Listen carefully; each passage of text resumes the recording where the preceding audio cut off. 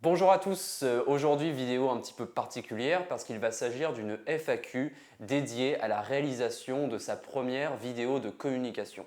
En gros, nous avons sélectionné des questions qui reviennent souvent, que vous nous posez sur YouTube et sur les différents réseaux sociaux et nous allons répondre à certaines d'entre elles dans cette vidéo. Je vais vous parler de l'écriture d'une vidéo, comment faire en sorte que votre prochain contenu soit vu par le plus grand nombre. Je vous parlerai également de la préparation d'un tournage, quelles sont les ressources qu'on doit mobiliser, combien de temps tout cela prend.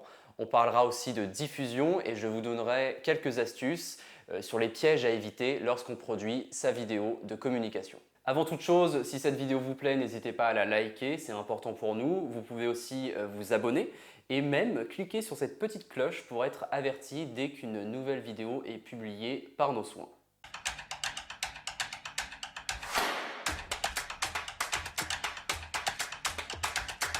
Première question, comment réussir à produire une vidéo à la fois percutante et instructive sur son entreprise? Déjà, il faut distinguer deux catégories de formats. Les vidéos de contenu qui sont plutôt longues, qui sont destinées à présenter un sujet ou son offre de façon exhaustive. Ce seront des vidéos idéales pour votre référencement naturel sur YouTube. Et à côté de ça, vous avez les vidéos sociales, plutôt brèves, destinées aux réseaux sociaux et à entretenir et maintenir le lien avec votre communauté. À noter que ces deux types de vidéos ne sont pas complètement opposés. Vous pourrez utiliser une vidéo de contenu pour en extraire des extraits, c'est le cas de le dire, qui se feront l'objet de vidéos sociales, cette fois-ci pour les réseaux sociaux. Pour votre première vidéo, je vous conseille de partir plutôt sur une vidéo de contenu qui ne concerne pas directement votre entreprise. Je m'explique. Pour l'instant, vous êtes tout en haut de votre tunnel de vente. Vous allez chercher à capter l'attention d'une audience la plus large possible et pour ce faire, vous allez devoir l'intéresser. Et la meilleure façon de l'intéresser, c'est de répondre à une question qu'elle se pose. C'est pourquoi je vous conseille de choisir un sujet qui, selon vous, va intéresser votre audience et qui reste bien sûr lié à votre secteur d'activité. Si vous hésitez, il existe des outils comme Ubersuggest pour évaluer le volume de recherche effectué sur des mots-clés prédéfinis. L'idée, c'est d'avoir un volume de recherche important sans avoir une concurrence trop importante pour avoir le plus de chances possible que votre contenu sorte du lot. L'avantage d'une vidéo de contenu, c'est qu'elle va vous aider à présenter votre expertise et surtout que cette expertise va être reconnue par votre audience. Ensuite, une fois cette vidéo publiée, si tout se passe bien, ça va générer des leads. Il y aura alors d'autres types de vidéos à réaliser pour convertir tous les leads générés. On y reviendra dans une prochaine vidéo. Un dernier point sur cette question, l'importance des premières secondes pour vos vidéos. Aujourd'hui, la vidéo elle est partout et cela rend l'attention des vidéonautes très volatile. On estime qu'en 5 à 6 secondes, l'attention aura été captée ou pas. Vous serez donc vigilant à soigner particulièrement le début de vos vidéos et d'être tout de suite percutant en entrant dans le vif du sujet et en mettant en avant les idées principales de votre offre. Prochaine question, quels sont les pièges à éviter en communication audiovisuelle? Réaliser une vidéo reste un exercice technique, mais avant la technique, je dois vous parler un petit peu de préparation et d'écriture. Une vidéo, cela s'écrit. Il y a même une analyse préparatoire que je vous conseille de faire en amont de toutes vos vidéos. 3 éléments sont super importants. Déjà, interrogez-vous sur l'objectif de communication auquel vous voulez répondre à travers cette vidéo. Est-ce que vous voulez booster vos ventes, votre notoriété sur les réseaux sociaux? Est-ce que vous voulez recruter? Il y a plein de possibilités diverses et variées. Deuxième élément, votre cible. Quelle est la cible principale à qui vous vous adressez? Ce ne sera pas la même chose de parler à un adolescent qu'à un senior, par exemple. Et enfin, troisième élément, déterminez votre message. Qu'est-ce que vous voulez dire à travers votre future vidéo? Ce message, il sera primordial parce que de là va découler le script ou au moins le déroulé que vous allez faire, que vous allez rédiger pour préparer votre vidéo. En termes de technique, bien sûr, réaliser une vidéo, ça ne s'improvise pas, même si le numérique a quand même rendu les choses plus accessibles qu'à l'époque de la pellicule. Je vous conseille d'être particulièrement vigilant au moment du tournage sur ces différents points techniques. Le cadre, la stabilité de votre cadre, la mise en lumière aussi, ça c'est super important. Le son, je n'en parlerai jamais suffisamment. La prise de son est trop souvent négligée dans certaines vidéos et ça peut vraiment nuire à la qualité de votre vidéo. Et bien sûr, la post-production et plus précisément le montage qui est une étape clé dans la réalisation de vos futures vidéos parce que c'est là que vous allez vraiment donner la dynamique et le déroulé de votre future vidéo. Prochaine question, combien de temps dure en moyenne la réalisation d'un film institutionnel? C'est très variable, il faut déjà savoir ce qu'on entend par film institutionnel. Un film institutionnel à la base, c'est un film de présentation de votre entreprise et de votre activité et de façon assez exhaustive. Un film institutionnel est censé avoir une durée de vie assez importante, 2 voire 3 années. C'est donc un film qui va avoir une certaine importance. C'est pas forcément le format de vidéo qu'on recommande s'il s'agit vraiment de votre première vidéo de communication. Ça viendra plutôt dans un second temps. Un tel film s'écrit au préalable pour bien anticiper ce que vous souhaitez dire et comment on va le mettre en image. Quelle que soit la taille de votre structure, se doter d'un film institutionnel est très utile et son retour sur investissement sera important. En effet, vous pourrez l'utiliser pendant plusieurs années et il sera la vitrine de votre activité. On prendra donc un peu plus de temps pour le concevoir et le réaliser, 4 à 8 semaines en fonction des contraintes et des intentions artistiques. Par exemple, si vous voulez intégrer de la 3D, évidemment, ça prendra toujours un petit peu plus de temps. Sinon, vous pouvez opter pour un reportage qui sera plus simple à mettre en place. Dans un reportage, on aura une approche un peu moins globale. On se concentrera davantage sur la présentation d'un produit ou un de vos services en particulier. Concrètement, un tournage en équipe réduite va être organisé sur une demi-journée, voire une journée maximum, avec la réalisation d'une ou plusieurs interviews en amont qui serviront de fil conducteur à la future vidéo. Ça vous permettra aussi d'économiser l'enregistrement d'une voix off en studio, par exemple. Un reportage peut être entièrement réalisé en quelques jours. Quel est le rôle du client durant la préparation du projet? Donc là, déjà, on est dans le cas où vous décidez de faire appel à un prestataire vidéo. Donc si vous le faites, c'est que vous souhaitez bénéficier de son expertise, mais aussi que vous souhaitez vous libérer du temps. Me concernant A à Z Film, cela dépend vraiment de la volonté de nos clients. Certains veulent s'impliquer un maximum, tandis que d'autres le moins possible parce qu'ils n'ont tout simplement pas le temps. Dans tous les cas, sachez que vous aurez le rôle que vous voulez avoir dans la production de votre future vidéo de communication. Là où dans tous les cas on aura besoin de vous, où on ne pourra pas vous remplacer, c'est sur le contenu.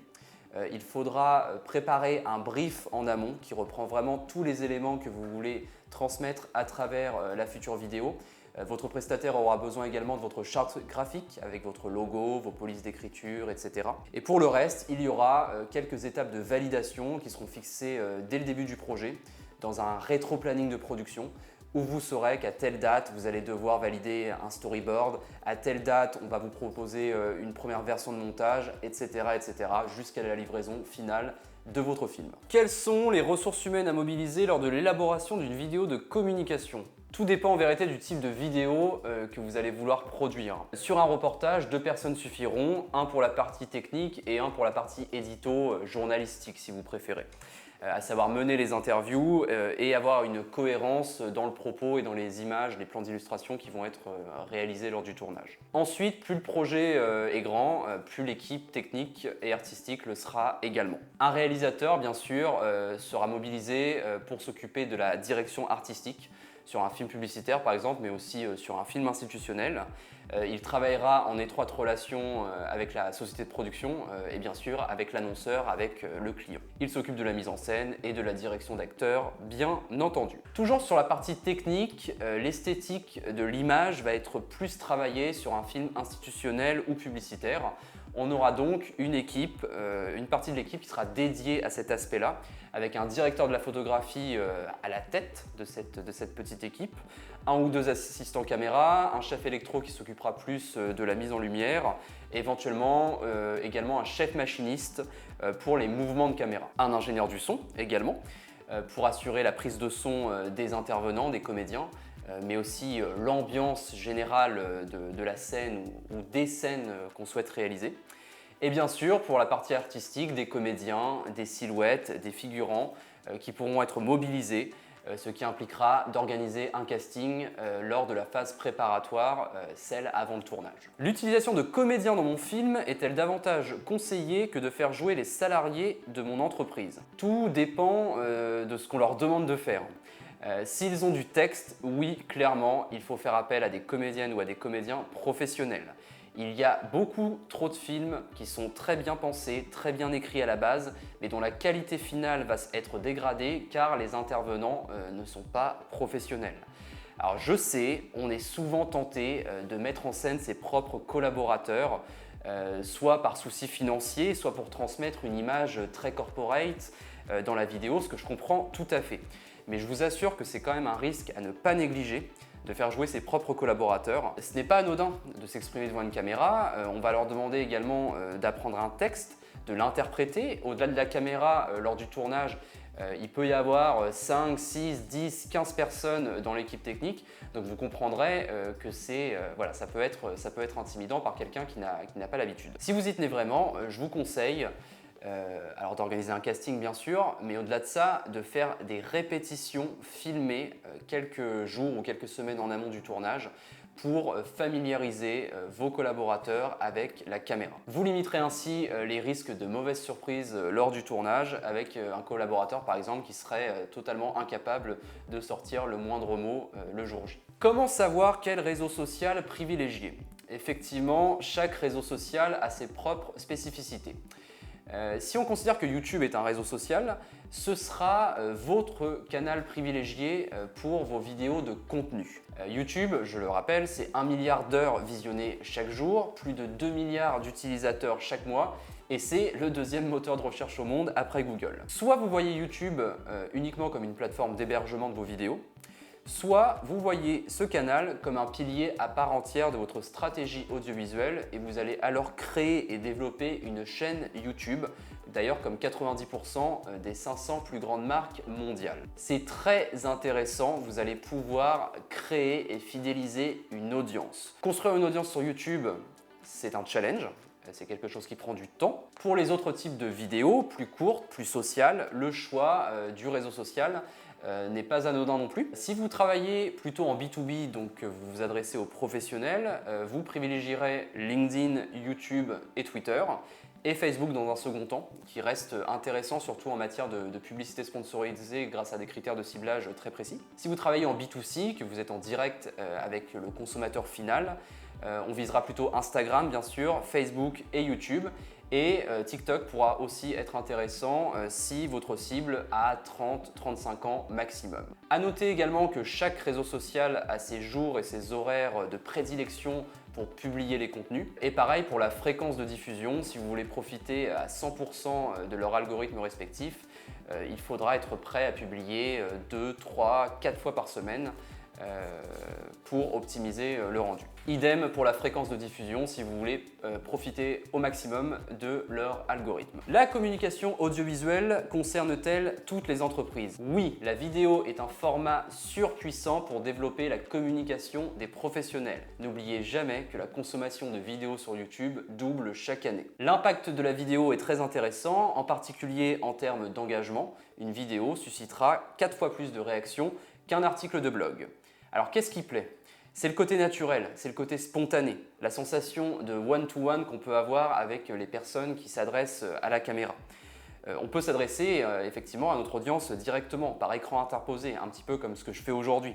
N'oubliez jamais qu'on achète avec nos émotions. Les professionnels ne s'y trompent pas, 56% des entreprises publient 1 à 5 vidéos par mois sur leurs réseaux sociaux. J'espère que vous avez apprécié cette nouvelle vidéo et ce format de FAQ. N'hésitez pas à nous dire ce que vous en pensez directement en commentaire, juste en dessous. Vous pouvez aussi nous poser toutes les questions que vous pourriez avoir et qui sait, ça fera peut-être l'objet d'une prochaine vidéo FAQ. Merci beaucoup et je vous souhaite un bel été. À très bientôt.